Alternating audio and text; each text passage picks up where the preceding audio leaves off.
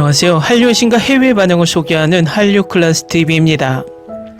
오늘은 한한령 10년의 균열과 진화, 중국 언론이 바라본 2026년 신한류 생존지도라는 주제로 중국의 한류 분석 기사를 인용해서 분석해드리겠습니다. 우리나라는 지금 반중 정서가 엄청나게 강세를 보이고 있고, 또 이 반중 정서를 이용해서 정치적으로나 유튜브 수익 창출에 이용하는 돈에 눈이 먼 혐오 세력이 많습니다. 대부분 일배충들과 관련된 혐오 세력이 주도하고 있는데, 이 세력과 관련된 유튜버들은 대부분 과거 사이버 레카 세력과 관련성이 큽니다. 그러다 이 사이버 레카 세력들이 불미스러운 일로 구속되거나 유튜브에서 퇴출되자 그 구독자를 흡수하기 위해 요즘은 다시 중국 혐오 영상을 만드는 혐오 유튜버들이 등장합니다. 저도 개인적으로 중국의 동북공정과 문화공정을 확실한 팩트로 지적하는 많은 비판 영상을 만들어 왔지만, 비판과 혐오는 꼭 구분되어야 한다고 생각하고 있습니다.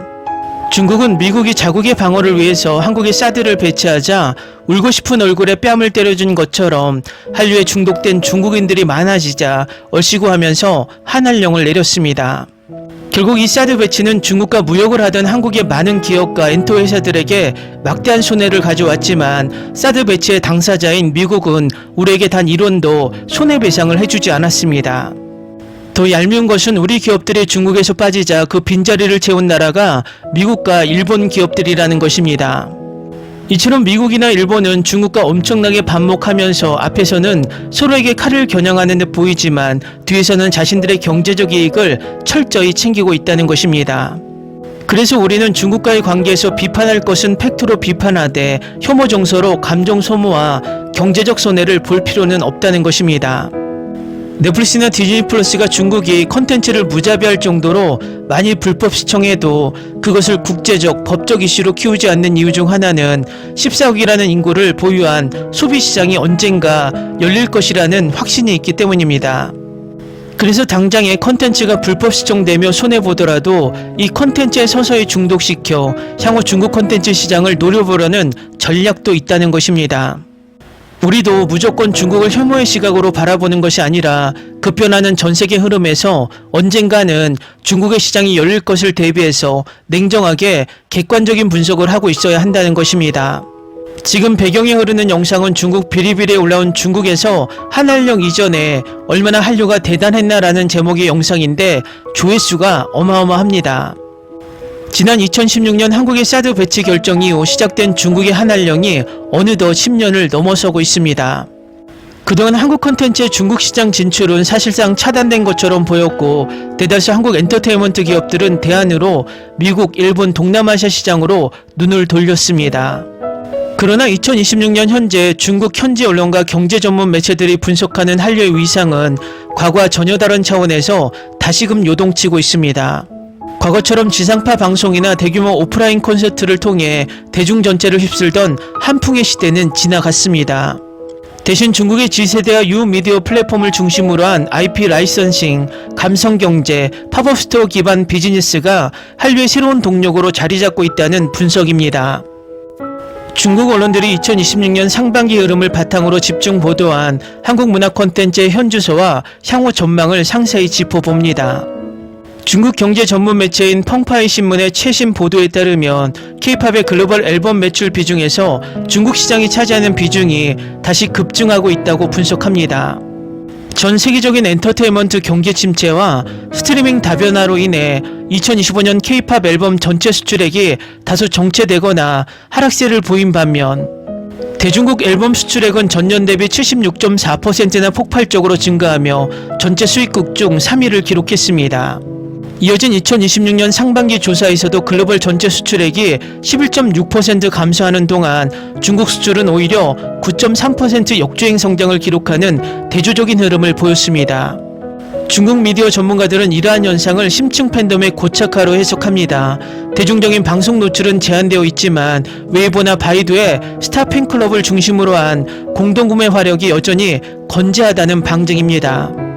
특히 중국 G세대 사이에서 이른바 오상으로 불리는 아이들, 에스파, 아이브, 유진스, 르세라핌 등 4세대 걸그룹들의 인지도가 매우 공고하며, 이들은 중국 내 공식 활동이 없음에도 불구하고 소셜미디어를 통해 현지 유행을 주도하고 있습니다.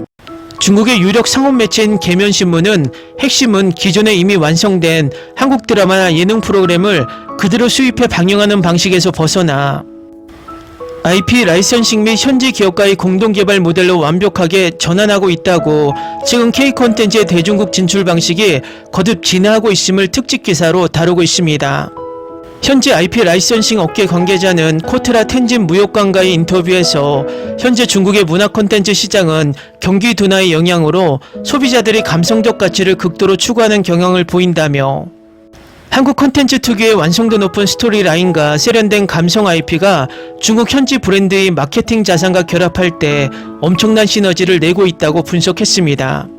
최근 중국 시장에서 가장 두드러진 성과를 내고 있는 분야는 다름 아닌 한국산 캐릭터 IP입니다.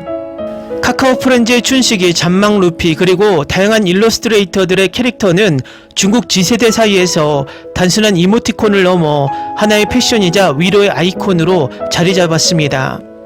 중국의 대형 밀크티 브랜드 러러차가 한국의 캐릭터 잔망 루피와 협업해 출시한 과일차 음료는 하루 만에 6만 장 이상 판매되는 기록을 세웠습니다. 중국 청년들은 루피 캐릭터가 인쇄된 컵과 굿즈를 얻기 위해 줄을 서고 이를 자신의 샤오홍수 계정에 인증하는 것을 하나의 문화적 놀이로 소비하고 있습니다.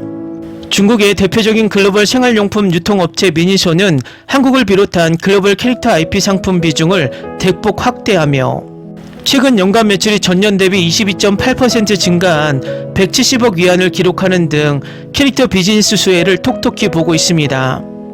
한국의 라이프스타일 브랜드 위글위글 역시 특유의 화려한 색감과 개성 넘치는 디자인, 매장 전체를 테마파크처럼 꾸민 오프라인 공간 마케팅을 통해 중국 내 주요 거점에 10개 이상의 대형 매장을 성공적으로 안착시켰습니다. 2026년 중국 내 한류 소비 패턴에서 가장 흥미로운 점은 지역별로 나타나는 극명한 온도 차이입니다. 국내 학계민 문화연구소의 분석에 따르면 현재 중국은 정치의 도시 베이징과 경제 문화의 도시 상하이가 전혀 다른 방식으로 한류를 수용하고 있습니다. 베이징 중심의 중앙정부와 광전총국은 여전히 한국 신작 드라마의 동시 방영이나 한국 연예인의 대규모 방송 출연에 대해 보이지 않는 빗장을 걸어 잠그고 있습니다. 자국문화 보호주의와 거차오 열풍을 주도하며 한류의 대중적 확산을 철저히 모니터링합니다. 반면 상하이 등 트렌드에 민감한 경제 중심지에서는 K-팝 팝업 스토어가 성행하고 있습니다. 대표적으로 상하이에서 일주일간 열린 블랙핑크 팝업 스토어는 패션 아이템과 굿즈 판매만으로 단 7일 만에 200만 위안의 매출을 올렸습니다. 현지 청년들은 세련된 한국식 라이프 스타일을 소비하는 것을 자신의 개성을 표현하는 수단으로 삼습니다. 중국 언론들은 한류는 이제 관주도의 대규모 유통 채널이 아닌 민간의 철저한 시장 논리와 트렌드 세터들의 소셜 네트워크를 타고 역동적으로 생존하고 있다고 보도하고 있습니다. 드라마 시장 역시 완만하지만 의미 있는 변화를 겪고 있습니다. 중국 정부의 수익 쿼터 제한 속에서도 갯마을 차차차, 나의 해방 일지 등 인간적인 정서와 힐링을 다룬 한국의 구작 드라마들이 중국 주요 OTT 플랫폼의 심의를 통과해 잇따라 방영되었습니다. 중국 미디어 플랫폼들은 한국 드라마의 연출 기법과 대본 구성력을 높이 평가하며 아예 공식 리메이크 판권을 구매해 자국 배우들을 기용하는 방식을 선호하고 있습니다. 이는 한한령의 법적 정치적 리스크를 피하면서도 검증된 한류 콘텐츠의 흥행 요소를 고스란히 가져갈 수 있는 현지 제작사들의 생존 전략이기도 합니다. 그러나 동시에 중국 자체 미디어의 급부상도 경계해야 할 요소로 지적됩니다. 최근 중국 틱톡과 현지 OTT를 기반으로 한 쇼폼 사극 등을 앞세워 글로벌 미디어 시장에서의 영향력을 빠르게 확대하고 있습니다. 과거 한류가 개척해놓은 아이돌 미학과 세련된 쇼폼 소셜미디어 마케팅 전략을 중국 자국 미디어들이 완벽히 흡수하여 역수출하는 단계에 이르렀기 때문입니다. 2026년 현재 중국 언론이 바라보는 한류는 고사한 문화가 아니라 중국 G세대의 라이프스타일 깊숙이 침투해 형태를 바꾼 고부가가치 IP 비즈니스에 가깝습니다. 과거처럼 전면에 나서 대대적인 마케팅을 펼치거나 일방적인 콘텐츠 수출을 고집하는 방식은 현지 당국의 반발과 규제만을 부추길 뿐입니다. 현지 전문가들은 한국 기업들이 취해야 할 전략으로 다음 3가지를 제안합니다. 첫 번째, 철저한 현지화 및 공동 IP 개발, 중국의 자본 및 플랫폼 기업과 기획 단계부터 협력하여 법적 리스크를 최소화해야 한다. 두 번째, 소셜미디어 타깃 마케팅 강화, 샤오홍수, 도우인 등 지세대가 직결하는 뉴미디어를 겨냥해 소유하고 싶은 굿즈와 인증하고 싶은 공간을 제공하는 감성 마케팅에 집중해야 한다. 세 번째, 수출 다변화 속 중국 시장의 재정이 중국을 대량 소비처로만 보던 시각에서 벗어나 고도화된 감성 트렌드를 시험하고 라이선싱 수익을 창출하는 정밀한 틈새 시장으로 재정의할 필요가 있다. 한중 관계의 정치적 기류 변화에 일희일비하기보다 형태를 받고 흐르는 물처럼 중국 청년들의 일상에 스며든 신한류의 진화된 문법을 정확히 이해하고 대처하는 지혜가 필요한 시점입니다. 분석 잘 보셨나요? 중국도 언젠가는 진짜 민주주의 국가로 바뀔 수 있고 시장을 완전히 개방할 수 있습니다. 미국과 일본은 위에서도 언급했지만 그 미래를 대비하고 있고 14억 시장을 자신들이 장악하려는 플랜을 짜고 있을 것입니다. 어쩌면 한류가 중국에서 한한령으로 맡고 있어도 이 열풍은 꺼지기는커녕 더 거세게 불고 있으니 경쟁을 해야 할 일본과 미국은 한국에서 중국에 대한 혐오 정서를 더 키우고 싶어하는 전략도 있을 것입니다. 지금 세계는 철저한 자국의 이익을 위해 경쟁을 하고 있습니다. 이념 전쟁은 이미 1990년도 초반 구소련의 몰락으로 민주주의의 승리로 끝났습니다. 대한민국 누구도 공산주의를 부러워하고 찬양하는 사람은 없습니다. 그저 극우 일배충 세력들이 자신들의 치부를 감추기 위해 선동의 수단으로 사용하는 것뿐입니다.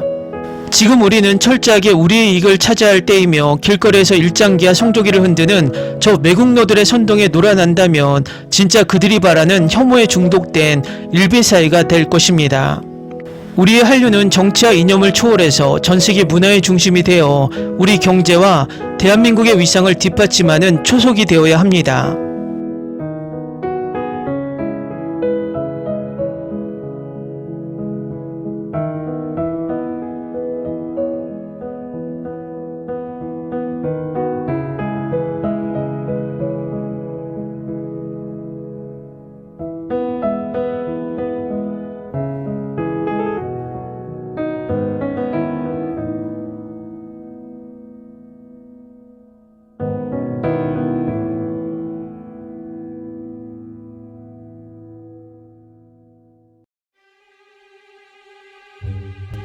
Ni se te ocurra. Olvida el ganso y los tomates. No hables de las ballenas. No es un acuario. No actúes como tonta. Sé que eras una genio. ¿Sí? No vayas a presumir, a la gente no le gusta eso. Y no digas cosas sin sentido. Y bueno, ¿terminamos? Hasta pronto. Abogada, tengo mucha curiosidad por conocerla.